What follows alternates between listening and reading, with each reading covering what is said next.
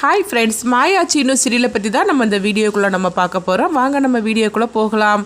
மாயா அவங்க லாயர்கிட்ட சொல்லிட்டு இருக்கிறாங்க. நம்ம பார்த்தோம்னா சாருவோட கதை முடிஞ்ச அந்த ரிப்போர்ட் எப்படியும் ஸ்டேஷனுக்கு வந்திருக்கும்ல, அங்கே போய் நம்ம வாங்கிட்டு வந்துடலாம் அப்படிங்கும்போது அப்போ லாயரும் சொல்கிறாங்க, ஆமாம் மாயா, எப்படி நம்ம கேட்டாக்கி கண்டிப்பாக ஒரு காப்பி நம்மளுக்கு தருவாங்க. அதை பார்த்துட்டாக்கி சாருவோட கதை எப்படி முடிஞ்சிச்சுன்னு சொல்லிக்கிட்டு நம்மளுக்கு எல்லாமே தெரிய ஆரம்பிச்சிடும் அப்படின்னு சொல்லவும், உடனே வாங்க நம்ம கிளம்பலாம் அப்படின்னு சொல்லும் போது இதை புவனேஸ்வரி கேட்டுக்கிட்டு இருக்கிறாங்க. அப்போ புவனேஸ்வரி சொல்லிட்டு இருக்கிறாங்க, எப்படியும் சரிதான், அந்த ரிப்போர்ட் உங்கள் கைக்கு கிடைச்சிடக்கூடாது, கிடைக்க நம்ம விட்டுறக்கூடாது அப்படின்னு அவங்க சொல்லவும் இப்போ மகாலிங்கமும் சொல்லிட்டு இருக்கிறாங்க. ஆமாம், நீங்கள் சொல்கிறது கரெக்டு தான், அந்த ரிப்போர்ட் எதுக்காக அவங்க வாங்கணும், என்ன ரகுராமி சீனுவை காப்பாற்றுறதுக்காக இந்த மாதிரிக்கெல்லாம் மாயா செய்கிறாளா? கண்டிப்பாக என் பொண்ணோட இந்த நிலைமைக்கு காரணமானவங்களை வெளியே விட்டுறவே கூடாது அப்படிங்கும்போது வாங்க லிங்கம் நம்மளும் அங்கே போகலாம் அப்படின்னு சொல்லிட்டு பசுபதி, அவங்க புவனேஸ்வரி, மகாலிங்கம் 3 பேருமே அவங்களும் ஸ்டேஷனுக்கு போகிறாங்க. அப்போ பார்த்தோம்னா அவங்க லாயர், மாயா, சிவா இவங்க 3 பேரும் அவங்க ஸ்டேஷனில் போய் அவங்ககிட்ட போய் கேட்டுட்டு இருக்கிறாங்க. இந்த மாதிரிக்கு சாரோட ரிப்போர்ட் எங்களுக்கு வேணும் அப்படின்னு சொல்லும் போது உடனே அவங்களும் சரின்னு சொல்லிட்டு அவங்க கொடுக்கறதுக்காக எடுக்கும்போது அப்போ கரெக்டாக மகாலிங்கம் அங்கே தடுக்கிறாங்க.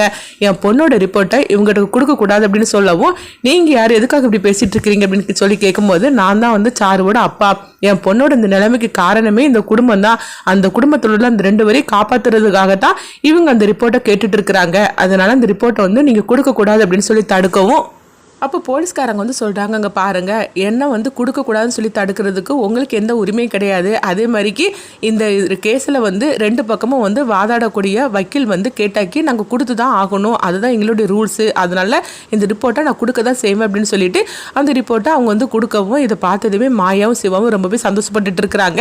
ஏன்னா நம்மளுக்கு இந்த ரிப்போர்ட்டில் தான் ஒரு பெரிய ஆதாரமே நம்மளுக்கு கிடைக்கும், சாருவோட கதை எப்படி முடிஞ்சிச்சுன்னு நம்மளுக்கு உண்மை தெரிய வரும்னு சொல்லிட்டு அந்த ரிப்போர்ட்டை வாங்கினதுமே அவங்க சந்தோஷப்படவும், இதை கொஞ்சம் கூட எதிர்பார்க்காத மகாலிங்கம் அதிர்ச்சி அடைகிறாங்க. இப்போ புவனேஸ்வரி சொல்கிறாங்க, பார்த்தீங்களா லிங்கம், எப்படிலாம் பேசி எடுத்தோம் வாங்கிட்டு அந்த ரிப்போர்ட் அப்படின்னு சொல்லும் போது, ஆமாம் நீங்கள் சொல்கிறது கரெக்டு தான், என் பொண்ணோட இந்த நிலைமைக்கு காரணமானவங்களை காப்பாற்றுறதுக்காக இந்த மாயாவும் சிவாவும் என்னெல்லாம் பண்ணுறாங்க, நான் விட்டுருவேன்னா என்ன அப்படின்னு சொல்லிட்டு அவங்க பார்த்தோம்னா சண்டை போட்டுட்டு இருக்கவும், அப்போ போலீஸ்காரங்க திட்டுறாங்க, என்னையா ஸ்டேஷன்லேருந்து சண்டை போட்டுட்டு இருக்கிறீங்க, ஒழுங்கு மரியாதையாக எல்லோரும் இங்கேருந்து போங்க அப்படின்னு சொல்லவும், அப்போ எல்லாருமே வெளியே வந்துருந்தாங்க. வந்திருந்துமே மகாலிங்க திரும்பவும் சண்டை போட்டுகிட்டே இருக்கிறாங்க. அங்கே பாருங்கள், ஒழுங்கு மரியாதையாக அந்த ரிப்போர்ட் எங்கிட்ட தந்துருங்க அப்படின்னு சொல்லிட்டு இருக்கும்போதே அப்போ சிவா கேட்டுட்டு இருக்கிறாங்க, அங்கே பாருங்கள், ரிப்போர்ட் ஒன்று நாங்கள் உங்ககிட்ட இருந்தோன்னு வாங்கலை, நாங்கள் உள்ள அவங்கக்கிட்ட வாங்கியிருக்கிறோம், அப்படி இருக்கும்போது நாங்கள் எதுக்காக உங்ககிட்ட கொடுக்கணும், ஒழுங்கு மரியாதை இங்கேருந்து போறியா இல்லையான்னு சொல்லி கேட்டுட்டு இருக்கவும், ஓஹோ நீ இப்படிலாம் வேறு பேசிகிட்டு இருப்பியா அப்படின்னு மகாலிங்க சிவா கிட்ட சண்டைக்கு போகவும், சிவாவும் மகாலிங்கத்துக்கு கைத்தகராறு ஏற்படுது. அப்போ இதை பார்த்துட்டு மாயாவும் லாயரும் தடுக்கிறாங்க. இதை பார்த்துட்டு புவனேஸ்வரி ரொம்பவே சந்தோஷப்பட்டு இருக்கிறாங்க. அடுத்ததாக பார்த்தோம்னா மாயா வாங்க சித்தப்பா, இவங்ககிட்ட என்ன பேச்சு வண்டி கிடக்கு வாங்க அப்படின்னு சொல்லிட்டு சிவாவை அழைச்சிட்டு போகவும், இப்போ அந்த லிங்கம் சொல்லிட்டு இருக்கிறாங்க, நீங்கள் என்ன பண்ணனாலும் சரி தான், அந்த ரகுராமையும் சீனுவையும் எங்கிட்ட காப்பாற்றவே முடியாது, அவங்க அந்த கேஸ்லேருந்து தப்பிக்கவும் முடியாது அப்படின்னு சொல்லிட்டு லிங்கம் திட்டிக்கிட்டு இருக்கும்போது, வாங்க லிங்கம் நம்ம போகலாம் அப்படின்னு சொல்லிட்டு லிங்கத்தை கூட்டிகிட்டு போகிறாங்க புவனேஸ்வரியும் பசுபதியும். அடுத்ததாக பார்த்தோம்னா எங்கள் லாயர் அவங்க அந்த ரிப்போர்ட்டை அவங்க பார்த்துட்டு இருக்கிறாங்க. இப்போ மாயா கேட்டுட்டு இருக்கிறாங்க, என்னென்ன அதில் போட்டிருக்குது ரிப்போர்ட்டில் அப்படின்னு சொல்லி கேட்டுட்டு இருக்கும்போது, மாயா நீங்கள் சந்தேகப்பட்டதெல்லாம் சரி தான், சாருவோட கதை தன்னால் முடியல, யாரோ தான் முடிச்சு வச்சிருக்கிறாங்க, முடிச்சு வச்சதுக்கு அப்புறமா தான் இந்த மாதிரிக்கு அதில் தொங்க விட்டுருக்குறாங்க அப்படிங்கவும், இது கெட்டதுமே மாயாவும் சிவாவும் அதிர்ச்சி அடைகிறாங்க. என்ன சொல்கிறீங்கன்னு கேட்கும்போது, ஆமாம் அப்படி தான் இந்த ரிப்போர்ட்டில் எழுதியிருக்குது அப்படிங்கவும், இப்போ என்ன பண்ணுறதுக்கு அப்படின்னு சொல்லி கேட்டுட்டு இருக்கும்போதே இப்போ மாயா சொல்கிறாங்க, இந்த பிரேஸ்லெட் யாருக்குள்ளது அப்படின்னு சொல்லிட்டு கண்டுபிடிச்சிட்டாலே இந்த சாருவோட கதையை முடிச்சது யாருன்னு சொல்லி நம்ம கண்டுபிடிச்சிடலாம் அப்படிங்கிறாங்க. உடனே லாயரும் சொல்கிறாங்க, ஆமாம் மாயா நீங்கள் சொல்கிறது கரெக்டு தான், இந்த பிரேஸ்லெட் யாருக்குள்ளதுன்னு சொல்லி கண்டுபிடிக்கணுமே அப்படின்னு சொல்லும்போது, எப்படி ஆகும் அப்படின்னு சிவா கேட்டுட்டு இருக்கிறாங்க. அப்போ உடனே மாயா யோசனை பண்ணிட்டே இருக்கிறாங்க. இப்போ மாயாவுக்கு ஒரு ஐடியா கிடைக்குது, இந்த மாதிரிக்கு நம்ம பண்ணிட்டோம்னா சாருவோட இந்த நிலைமைக்கு யாரு காரணம்னு சொல்லி நம்ம கண்டுபிடிச்சிடலாம் அப்படிங்கிறாங்க. இது கிட்டதுமே லாயரும் சிவாவும் சந்தோஷப்படுறாங்க.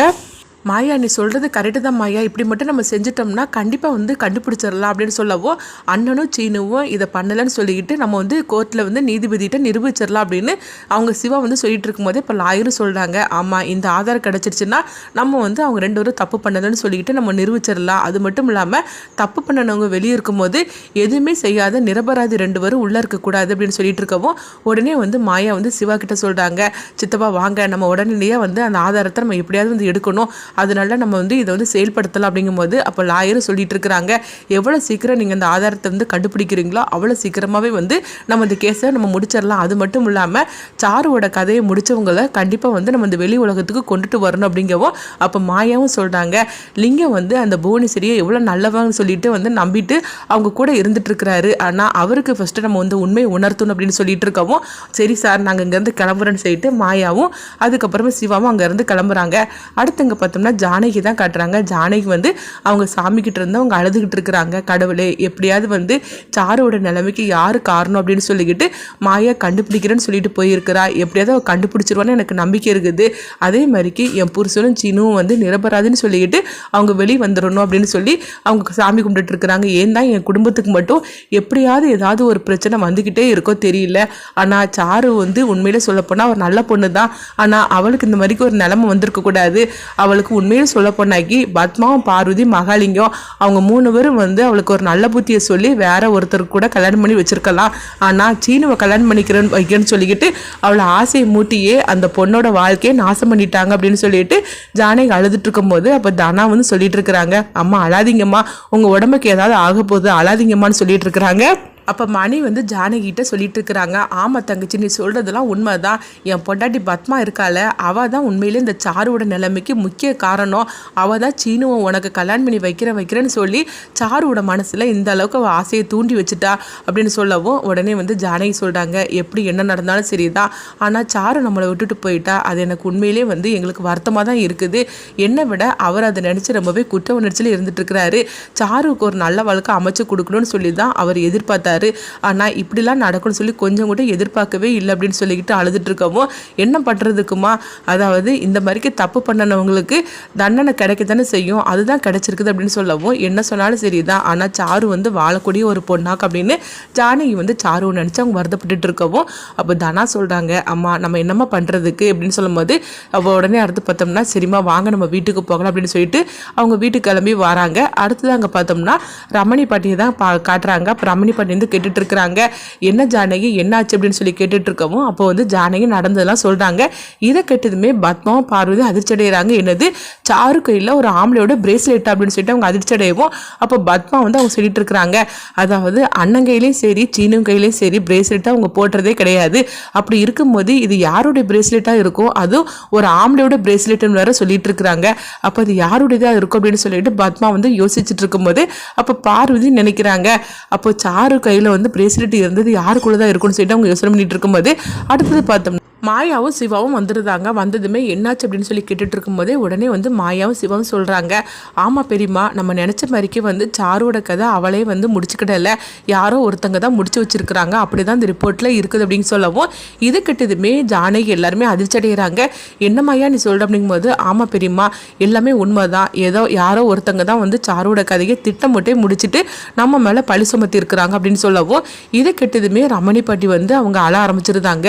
ஐயோ கடவுளே இது என்னது, அந்த பொண்ணை அநியாயமாக இந்த மாதிரிக்கு கதையை முடிச்சு வச்சது மட்டும் இல்லாமல் என் பையன் மேலேயும் பேர மேலேயும் வந்து இந்த மாதிரிக்கு பழியை சுமத்திட்டு போயிருக்கிறாங்களே, இப்படிப்பட்டவங்களெல்லாம் சும்மாவே விடக்கூடாது அப்படின்னு சொல்லிட்டு இருக்கும்போதே அப்போ வந்து மாயா வந்து பார்த்தோம்னா தனா மணி சிவா இவங்க 4 பேரையும் தனியாக அழைச்சிட்டு போகிறாங்க, ஜானகியும் சேர்த்து. அப்போ வந்து மாயா ஒரு திட்டம் போடுறாங்க, சாரு கையில் இருந்த பிரேஸ்லெட்டுக்கு சொந்தமான அந்த ஆள் யார் அப்படின்னு சொல்லிட்டு கண்டுபிடிக்கிறதுக்காக மாயா வந்து ஒரு திட்டத்தை போட்டு கொடுக்கவும் இதை கெட்டதுமே இவங்கெல்லாம் வந்து சரி அப்படிங்கிறாங்க. இப்படி இவங்க எல்லாரும் தனியாக நின்று பேசுறதை பார்த்துட்டு பத்மாவும் பாரதியும் வந்து பார்த்துட்டு இருக்கிறாங்க. என்னமோ மாயா திட்டம் போட்டுட்டு இருக்கிறா, சாருவோட கையில் இருந்த பிரேஸ்லெட்டுக்கு சொந்தமானவன் யாருன்னு சொல்லி கண்டுபிடிக்கிறதுக்காக தான் அவள் திட்டம் போடுவாளாம் இருக்கும் அப்படின்னு சொல்லிட்டு இருக்கும்போது அடுத்து பார்த்தோம்னா மாயா அப்படி சொன்னதை கேட்டுட்டு எல்லாரும் வந்து நாங்கள் இந்த மாதிரிக்கு நாங்கள் செய்கிறோம் அப்படின்னு சொல்கிறாங்க.